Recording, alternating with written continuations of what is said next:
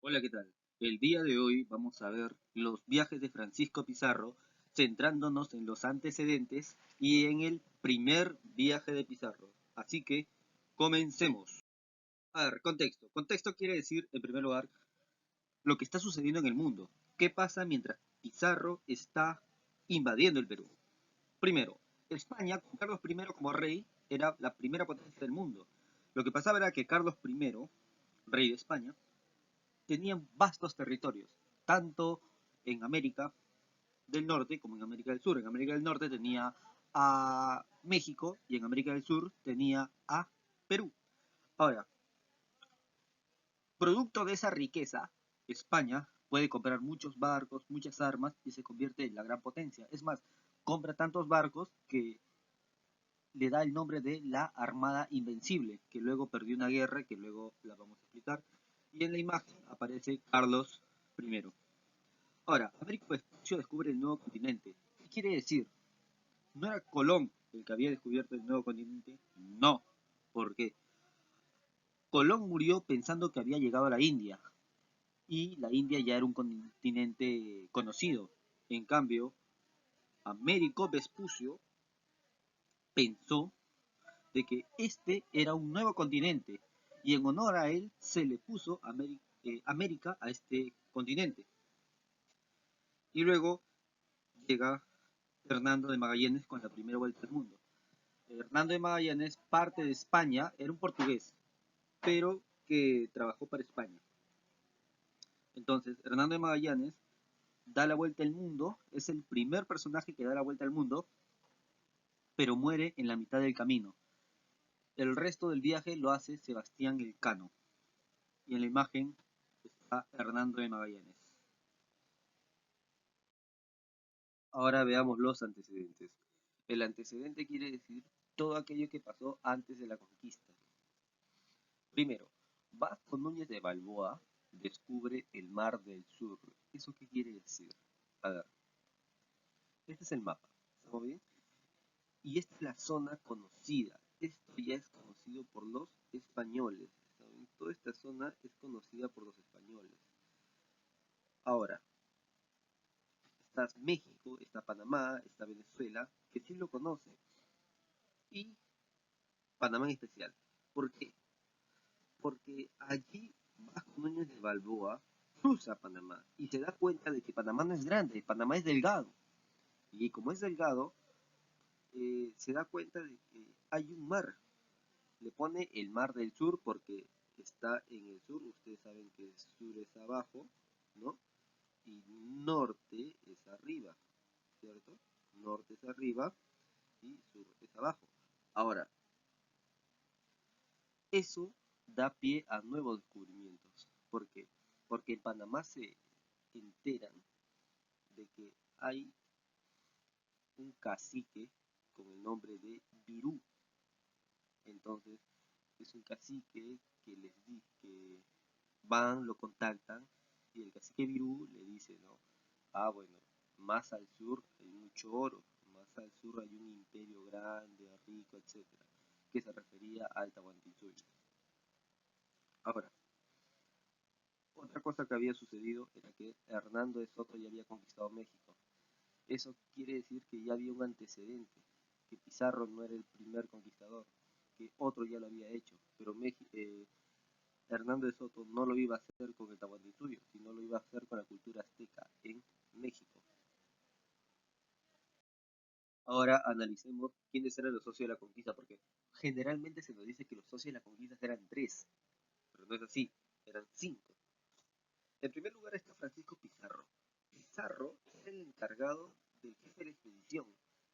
Pizarro era el que básicamente iba a llevarse la mayor parte del trabajo. ¿Estamos bien? Pizarro es el que iba a poner el nombre, Pizarro es el que iba a ir a pelear, etc. El otro más conocido es Diego de Almagro. Diego de Almagro era eh, el que se encargaba como de aprovisionar, el que se encargaba de dar comida, el que se encargaba de buscar las armas, etc. Ahora, el otro es Hernando de Luque. Hernando de Luque es un cura que se comprometió a administrar el dinero. Ahora, el caso de Hernando de Luque nunca llegó al Perú, básicamente por una cosa, porque él murió de lo mismo que murió Huayna Cápac, murió de viruela. ¿Estamos bien? Gaspar de Espinosa era un judío muy rico, y al ser rico, él es el financista, él es el que puso el dinero, él es el que puso la plata para que se invada el Perú. Por último está Pedrarías. Pedrarías era un señor que quiso colaborar, pero no tenía mucho para dar. Tenía ideas, tenía, por ejemplo, conocía de ataques contra los indígenas, etcétera, pero no tenía mucho que dar, no tenía muchas armas, no tenía mucho dinero. Por eso se le dice que es un socio minoritario. Y esas cinco personas forman una empresa para invadir el Perú, para invadir la zona del sur, o en ese tiempo no se llamaba Perú, se llamaba Virú, ¿no? Que luego pasó al nombre Perú. Entonces, querían conquistar la zona de Virú, y para conquistar la zona de Virú formaron la empresa del Levante.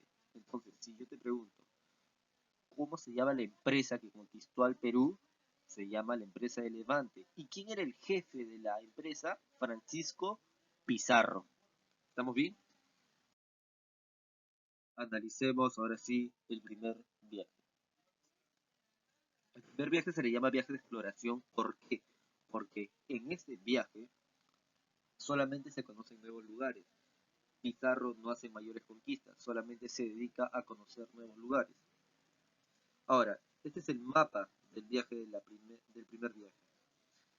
Parte de Panamá Pizarro y se dirige hacia Puerto Piñas.